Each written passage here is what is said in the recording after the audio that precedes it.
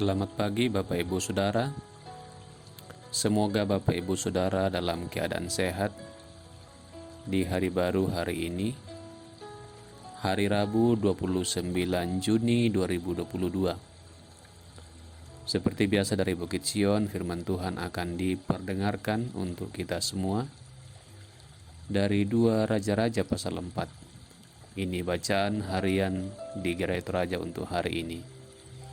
2 Raja-Raja pasal 4. Namun sebelum membaca firman Tuhan, saya mengajak kita berdoa. Hanya bagi Tuhan segala hormat pujian. Tuhanlah yang ditinggikan, diagungkan di seluruh alam semesta ini. Karena segalanya milik Tuhan, juga hidup kami milik Tuhan. Kami akan membaca merenungkan firman Tuhan.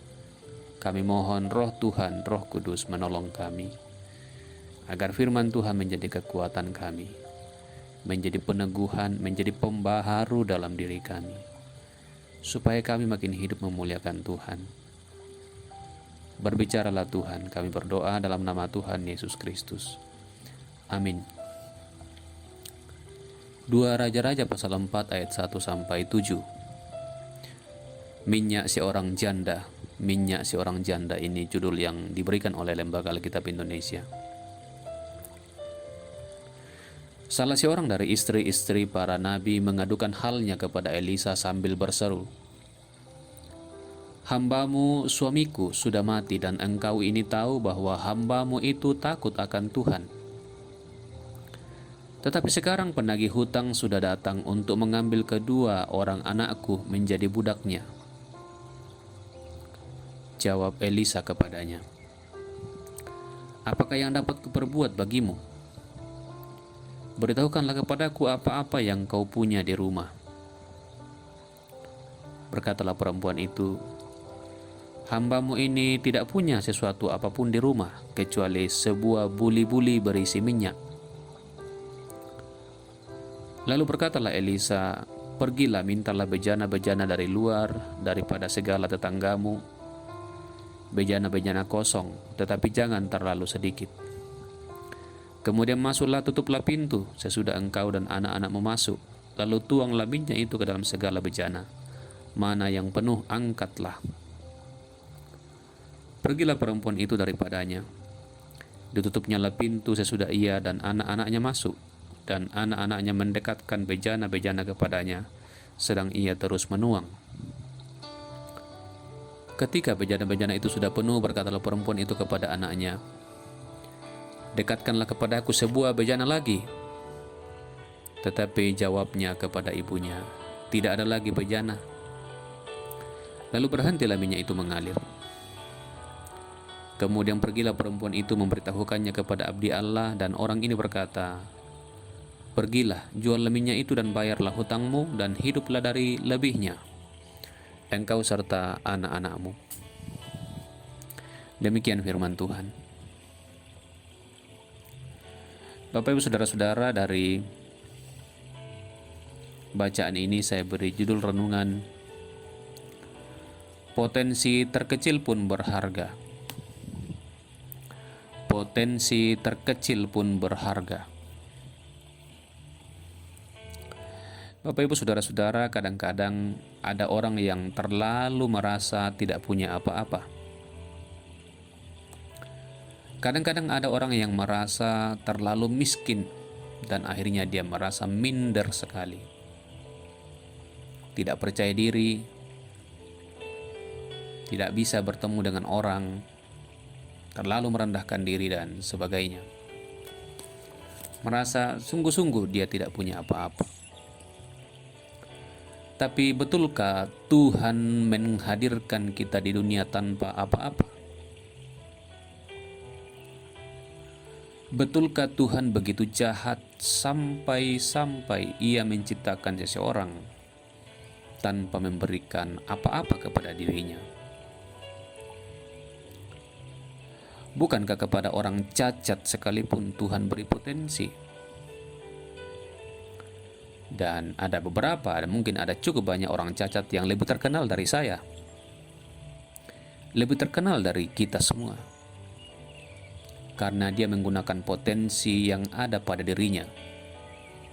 Menjadi atlet, olahragawan, menjadi motivator, dan sebagainya. Kalau kita misalnya Bapak Ibu familiar dengan media sosial, biasanya muncul ada video tentang Nick Vujicic ya, kurang lebih itu namanya. Tidak punya tangan, tidak punya kaki, tapi menjadi motivator kemana-mana. Nah Bapak Ibu Saudara, dalam bacaan kita juga ini sebuah perenungan tentang peristiwa yang terjadi zaman Elisa, zaman raja-raja Israel dan Yehuda. Seorang janda yang suaminya seorang nabi telah meninggal. Dan karena dia seorang janda, kini dia jatuh miskin, tidak punya apa-apa. Rupanya perabotan pun tidak ada lagi yang bisa dijual untuk menjadi bahan makanan. Tidak ada lagi yang bisa dijual untuk membayar hutang. Dia tidak punya apa-apa lagi.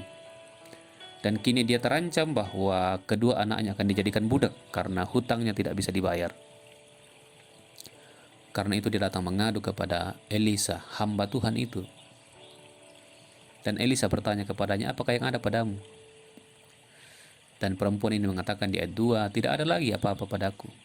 Tidak ada lagi apa-apa yang kupunya, kecuali sebuah buli-buli berisi minyak. Tinggal itu. Berarti bisa dibayangkan tidak ada lagi persiapan makanan, tidak ada lagi gandum, tidak ada lagi roti. Tinggal itu yang dia punya. Sebuah buli-buli berisi minyak. Apalah artinya itu? Untuk hidup bersama anak-anak juga memang tidak ada artinya. Apalagi untuk bayar hutang. Tidak ada lagi artinya.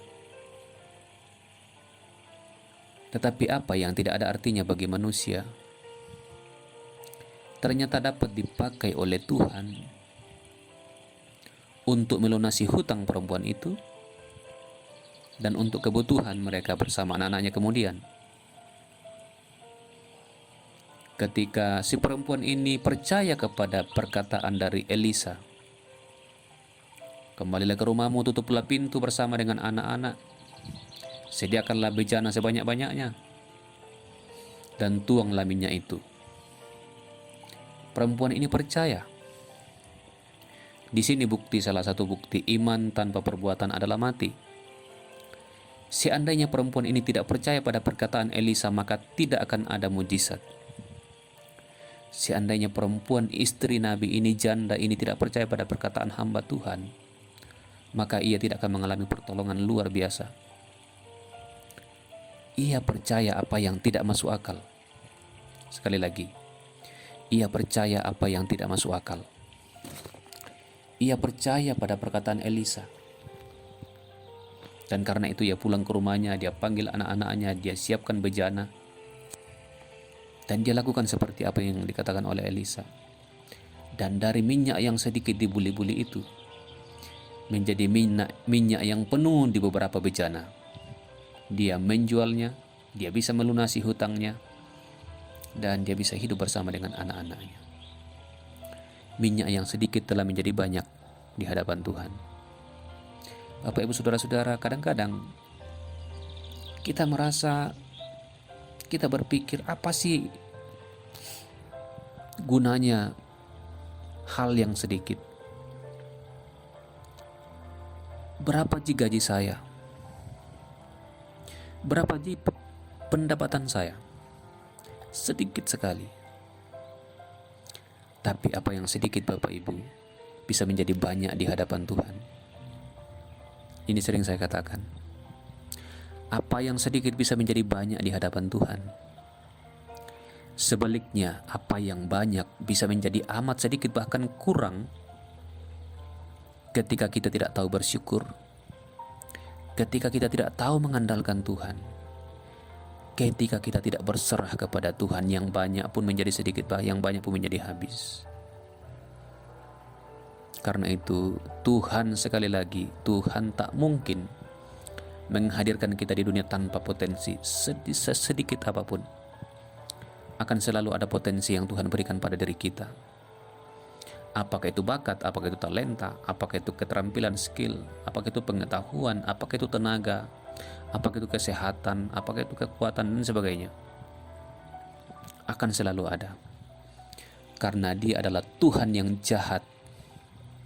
Kalau misalnya Dia menghadirkan kita di dunia tanpa potensi sedikit pun. Karena itu koreksi diri kita masing-masing.